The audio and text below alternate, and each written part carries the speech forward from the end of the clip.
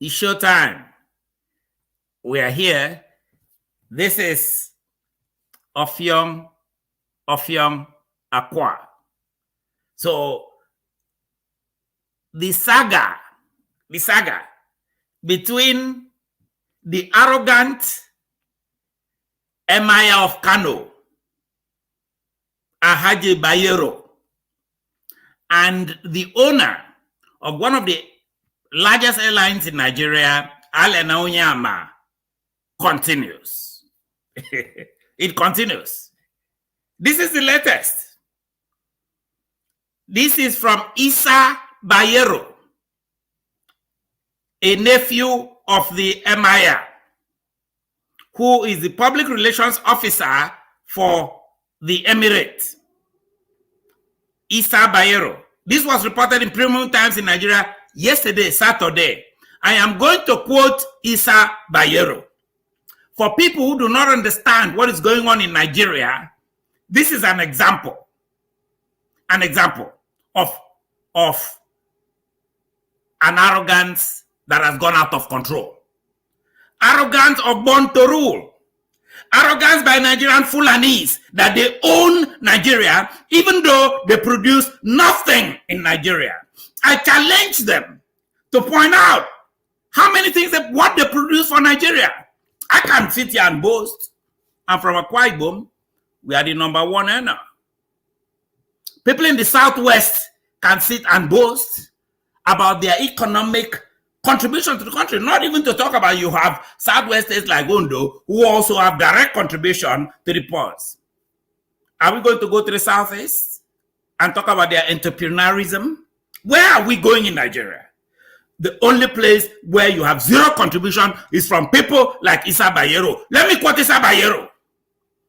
Quote, I am giving an ultimatum of 72 hours for Air Peace to tender an apology to the Emir. First, in a national daily. And secondly, to come down in person to the Emir. We would not hesitate to go extra miles to correct the misnomer. Quote, misnomer, unquote. Misnomer. What is misnomer here? So this guy, Onyeama, an Igbo, who has founded this company, built it up with all the difficulties, has now to apologize to the lumpen Emir of Kano, who all he has done is benefit in Nigeria. Produces, what is the Emir's contribution? Why should Onyeama, who actually contributes to hiring people in Nigeria, build a company, a successful airline? Why should he apologize to the Emir? He has now threatened Onyeama. Let me repeat what Issa Bayero said. He is speaking on behalf of the Emir. The Emir agrees with this. We would not hesitate to go extra mile to correct the misnomer. What is he going to do? Unleash terrorists? Unleash Fulani terrorists on Onyeama? How does threat come into this argument of whether an airline should wait in the tarmac after it has already taxied? For one human being in a country of more than 200 million people, because of the fact that he's Fulani, because of the fact that he's an Emir, I still could not get over this. We would not hesitate to go extra miles. What is he going to do? What is he going to do? Onyeama better be careful.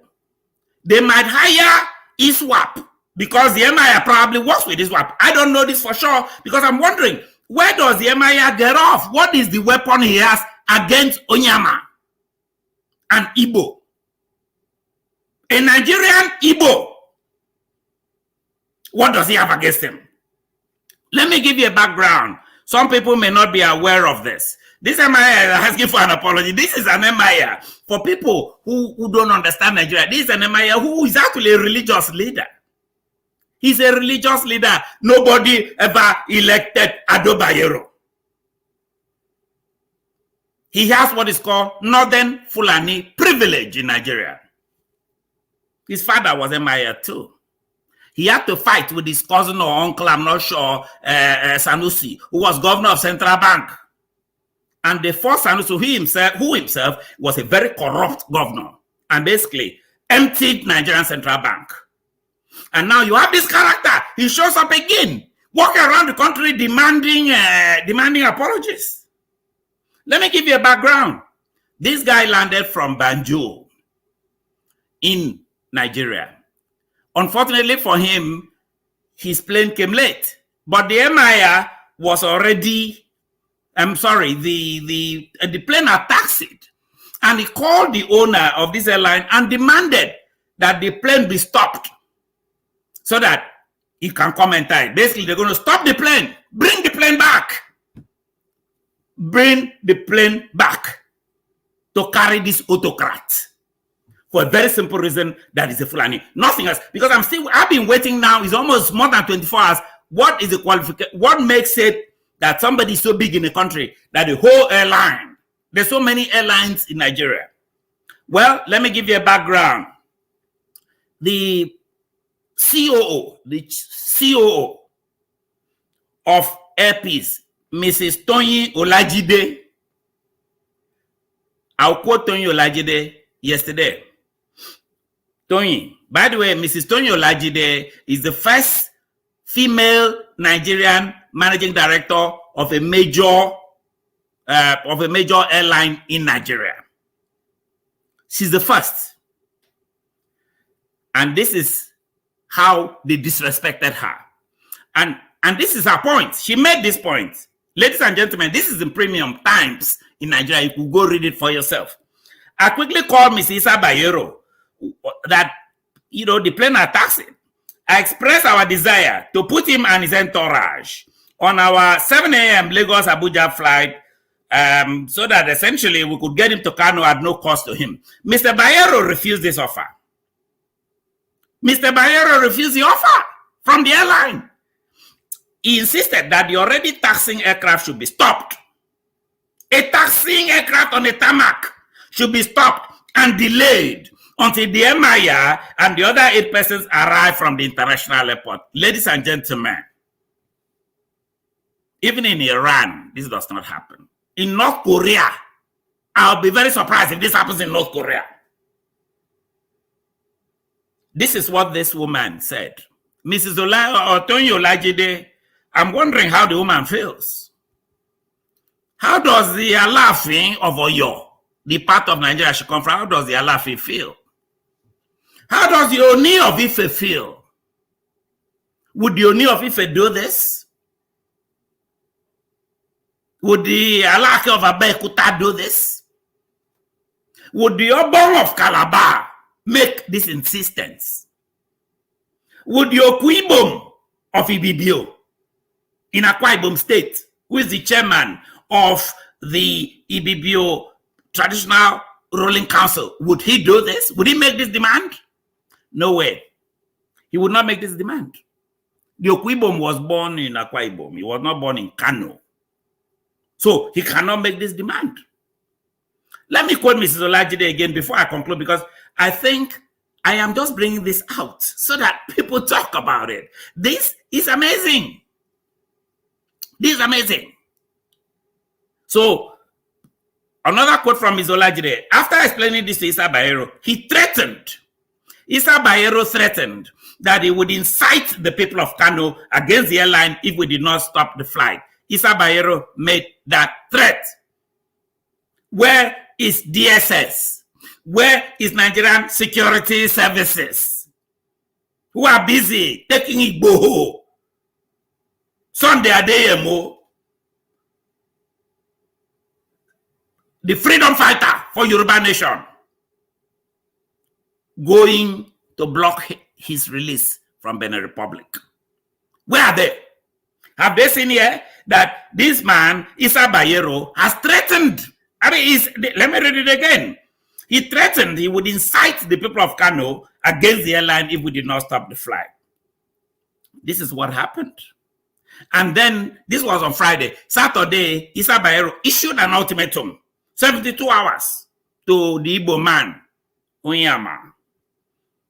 To the Igbo man, Onyeama. Let us see, in Nigeria, we try to pretend. We try to pretend about the situation. What we know now, this is the true Nigeria. This is even not about any ethnic group. Whether you like Onyeama or not, whether you like the fact that he's Igbo or not, this is unfair. And this cannot continue. Nigeria cannot continue like this.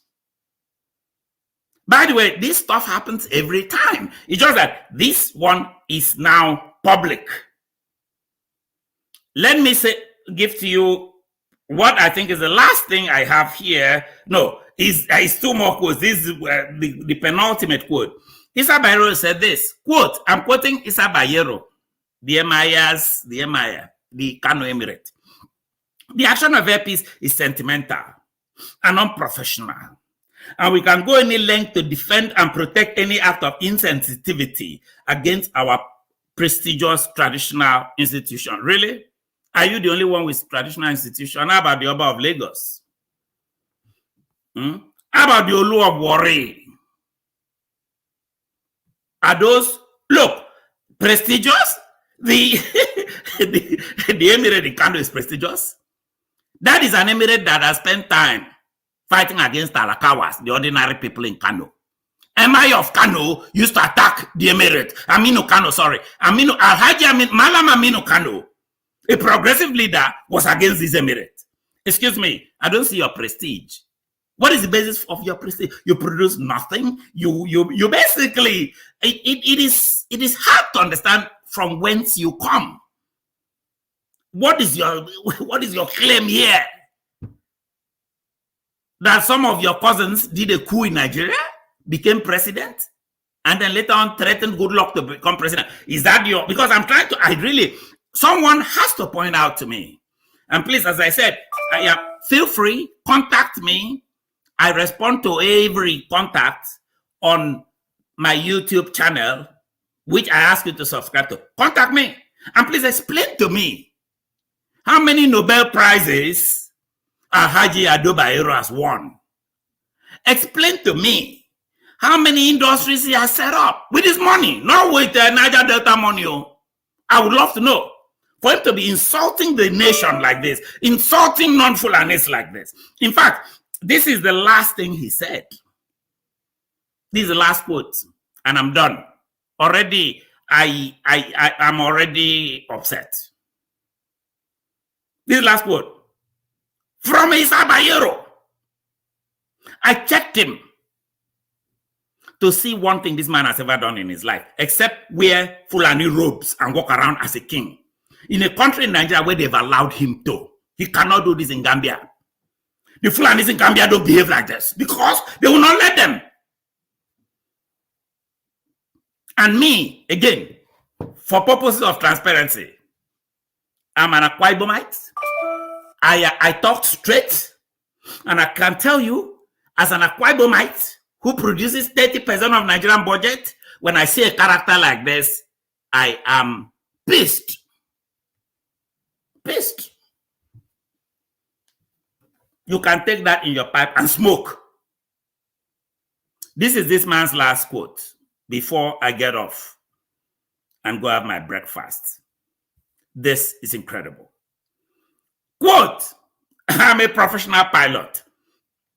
I have flown 5 heads of states besides being a prince of Kano. And I am a personal friend to the chairman of Air Peace, Mr. Onyeama. Really, he's your friend. You know this Nigerian friendship. Their friendship is when they want to share money. They have, is this really your friend? What kind of, if this man is, who is your enemy? The same Onyeama, an Igbo man, you want to travel to Kano, a Fulani town, and come kneel down before your own king. And you say, oh, excuse me, he's my friend, right? It's like Tinubu saying to Buhari, he's my friend. Then I'm sure they will come and tell the Oba of, we are friends. They will hold hands, right? And then they will go to the governor of Ekiti. And, he's my friend. We went to school in London. Really? If it's really, do you really care about him? Do you have even respect for him as a human being? Or is your friendship based on the fact that you are only 9 million in a country of 200 and something million, but you keep ruling the country? Is that what the friendship is based? The friendship between the slave owner and the house slave? Where the house slave, oh, it's our house. No, it's not your house. They might allow you to live in the boys' quarters there. It is the real slave owner's house. That is the friendship this guy is talking about. He's a professional pilot, really? Who cares? Who cares? I'm a doctor. Am I coming to say I'm a doctor? Are you feeding me? Why am I a professional pilot? I don't care whether you're a professional pilot or not. Nobody cares. It has no place in this discussion of the disdain you as a young Fulani person has for the rest of us. It has no place. For the disdain. For me as an Akwa Ibomite, I feel insulted. 9 million Akwa Ibomites. If they really understand this situation, they will shut that airport down and not allow people like you to come to Akwa Ibom and collect our resources. If this is how you feel about us. Prince of Kano, seriously? Seriously? Do you know my own royal heritage? How many people go around talk about I am prince and king of that? In a country of 200 million. It is the most amazing thing I've ever seen. This man is a prince of Kano. This is supposed to be a reason for him to have planes stop in the middle of the tarmac and come pick his uncle. I am a prince of Kano. I have flown 5 heads of state. I'm sure 5 Fulani heads of state. Because most heads of state have come from your place. So I can see you flying them. I would not want you to fly me. You sound like a deranged person. You don't sound like a normal, rational person who could have said, look, there was a misunderstanding. Let's look for a way to resolve it. But that's not how you feel. That's not how you feel. And this is why Nigeria is going down the drain. Nigeria has constituted. Nigeria has constituted. This is another nail in the coffin of the Nigerian state. This is another nail in the coffin of people who lie to themselves about restructuring. Do you really think this man, this Bayero? I hope you know that all the northern politicians bow in front of him. As I pointed out in my last broadcast, is the second in the heritage. You have the Sultan of Sokoto, then you have the Emir. These people decide what they want for Nigeria. But I'm here. People like me are here to stop them. Right? We are here to stop them. We are here to ask our people. For example, ask our people in Akwa Ibom to wake up and smell the coffee. Wake up and smell the coffee. Work with other self-determination groups all over the country because people like this need to be stopped. This parasitic behavior by people who have contributed nothing needs to be stopped in Nigeria. And we are here to do it. And we need your help. We need the help of all Nigerians. We need the help of self-determination groups in the Southwest for the Yoruba nation. We need the help of Igbos who want Biafra for Igbo people. We need the help of people in the Middle Belt. More than 200,000 of them, according to BBC, have died under the impudence of people like Ado Bayero. We need the help of people all over the world. We don't want a situation of what is going on in Ukraine today. When it gets out of hand, you start hearing of Luhansk People Republic, Donetsk People Republic. We want peacefully to resolve this. I don't want to have anything to do with a character like this. I don't think many Akwa Ibomites want, except a few Akwa Ibom elites who feel inferior to him. I don't. Onyeama as an Igbo man should not feel that. Mrs. Olajide as a Yoruba woman should not feel inferior to him. That man has achieved more. I mean, that woman, Mrs. Olajide, has achieved more in her tomb than that privileged Issa Bayero. I will end there. And I'll continue. I have more to say. Please subscribe. We have a lot to say. Now, they talk about elections. This is our elections. As I told people, election happen in North Korea all the time. It is as if election means very little. In the greater sense of the thing, when you have people like this and you are doing elections, and they will appoint their cousins to be chairman of the Electoral Commission, which supervises the election, which is what has actually happened. So for me, I ask for your support. I ask for your understanding. Please feel free to write to us. We respond, as I said, muscularly. We have people who support what we are doing. I know we have Dr. Akimbola, who is here, because some people have joined me, but I can see Dr. Akimbola prominently. Dr. Akimbola, I hope you're okay. Hello, my brother. Yes, very much so, except to say that how can we all be okay when the state of affairs is in such shambles? You know, and I guess as you were speaking, I wanted to just kind of briefly respond or at least react before you close out. Because I think that this incident, as you have narrated it epitomizes the sorry state of our nation today, which has made us the butt of jokes globally. All you have to do is look on social media and you see that the most caustic jokes at a nation seem to be heaped on Nigeria at this time, and there's no one to blame for this, really, in my own view, but the southern enablers in all stripes and their Western backers. I think that it's very useful for us when incidents of ignorant arrogance as manifested by this come up. It's a good opportunity for us to really kind of ask ourselves, where are the root causes? And we the intellectual, so-called intellectuals especially, we need to redefine what our intellectualism is if we are so prostrate in our own land. So I just wanted to mention the need for us to not highlight this incident in isolation, because to be able to adequately problem solve, we need to go back to identifying some of the root causes. As you were talking, I remembered my time while I was in Missouri. I'm trying to make a parallel between what happened and an experience I had, which got me thinking.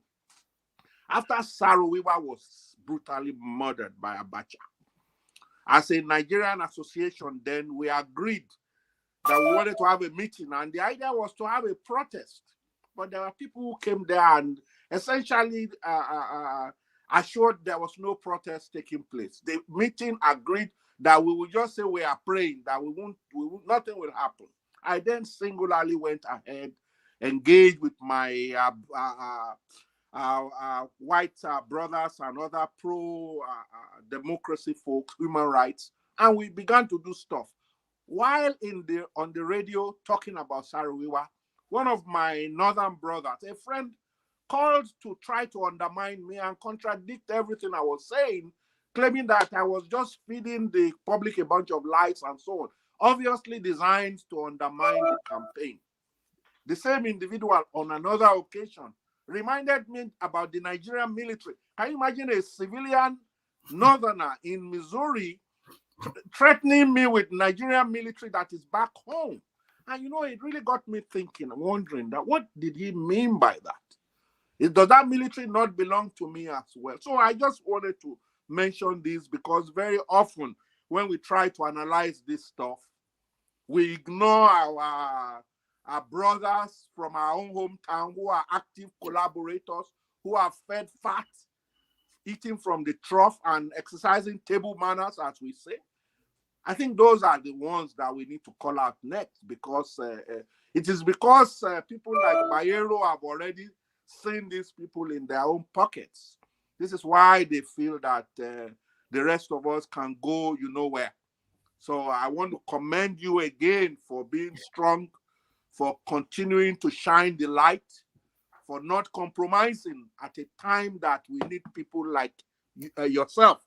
Our dear brother Oloye Sunday Igboho is still out there. They just extended his stay by another 6 months.